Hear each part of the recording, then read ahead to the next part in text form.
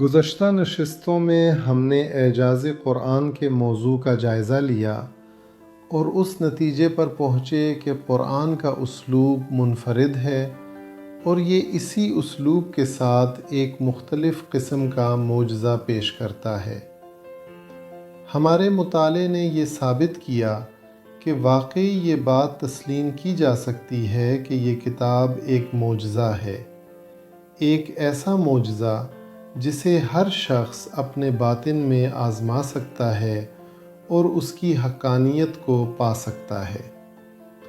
قرآن نے جو منہج اختیار کیا ہے وہ دلچسپ اور حیران کن بھی ہے اور مکمل طور پر منطقی بھی، اور خود یہ منہج بھی اپنے اندر ایک طرح کا اعجاز رکھتا ہے۔ لیکن کسی بھی موضوع پر منصفانہ فیصلے کے لیے ضروری ہے کہ دوسرے فریق کی رائے بھی سنی جائے۔ قرآن کے مخالفین اور اسلام کے ناقدین کے پاس متعدد دلائل اور استدلالات ہیں جن کی بنیاد پر وہ کہتے ہیں کہ قرآن کتاب حق نہیں ہے اور یہ خدا کی کتاب نہیں ہو سکتی۔ وہ یہاں تک کہتے ہیں کہ اس کتاب کو ماننا انسانی اقدار کے ساتھ مطابقت نہیں رکھتا، لہٰذا حتمی فیصلے سے پہلے ہمیں مخالفین کی بات سننی چاہیے اور ان اعتراضات کا جائزہ لینا چاہیے تاکہ معلوم ہو سکے کہ یہ تنقید درست ہے یا نہیں۔ لیکن اعتراضات کے جائزے سے پہلے ہمیں ایک اہم نقطے پر مفاہمت تک پہنچنا ہوگا۔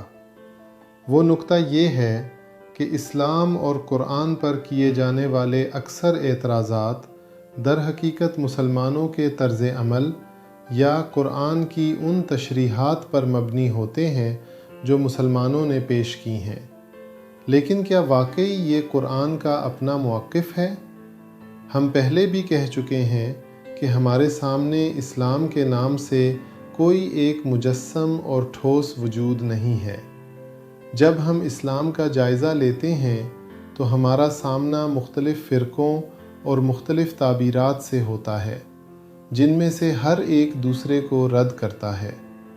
لہٰذا ہم یہ نہیں کہہ سکتے کہ جو کچھ مسلمان یا علماء اسلام کہتے ہیں وہ لازمی طور پر قرآن کا اپنا نقطۂ نظر ہے۔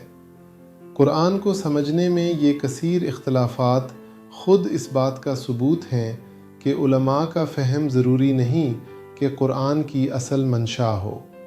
جب ہم یہ نقطہ اٹھاتے ہیں تو نہ مسلمان اسے تسلیم کرتے ہیں اور نہ ناقدین۔ مسلمان کہتے ہیں ہم اپنے فرقے میں قرآن سے جو سمجھے ہیں وہی عین قرآن کی بات ہے، اور ناقدین کہتے ہیں آپ یہ بات محض تعویل کے لیے کہہ رہے ہیں چونکہ آپ نے دیکھا کہ قرآن میں کچھ غیر اخلاقی یا غیر علمی باتیں ہیں، اس لیے اب آپ یہ کہنا چاہتے ہیں کہ قرآن کا مطلب کچھ اور ہے۔ لیکن جب ہم ایک غیر جانبدار مبصر کے طور پر بغیر کسی پیشگی مفروضے کے اور علمی معیارات کے ساتھ اس کتاب کو دیکھتے ہیں تو ہمیں اسی چیز کو معیار بنانا چاہیے جو ہم واقعی خود اس متن سے سمجھتے ہیں۔ اگر یہ سمجھ مسلمانوں کے مشہور عقیدے کے مطابق ہو تو بہت خوب، لیکن اگر یہ مشہور رائے سے ہم آہنگ نہ ہو تو کوئی منطقی وجہ نہیں کہ ہم یہ کہیں کہ چونکہ علماء نے ایسا کہا ہے اس لیے وہی تعبیر درست ہے۔ ہمیں علمی معیارات کا پابند رہنا چاہیے اور حق طلبی کے جذبے سے فیصلہ کرنا چاہیے۔ سب سے اہم بات یہ ہے کہ خود قرآن نے اس صورتحال کی پیشگوئی کی ہے۔ قرآن قیامت کے روز پیغمبر کی زبان سے جو واحد شکایت نقل کرتا ہے وہ یہ ہے کہ رسول کہیں گے اے میرے رب، میری قوم نے اس قرآن کو مہجور کر دیا تھا۔ جب خود قرآن یہ اعلان کر رہا ہے تو اگر ہم یہ دکھائیں کہ مسلمانوں نے قرآن کے بعض حصوں کو سمجھنے میں غلطی کی ہے تو ہماری یہ بات کوئی تعویل یا بہانہ نہیں ہے، بلکہ یہ وہی چیز ہے جس کی پیشگوئی قرآن کر چکا ہے۔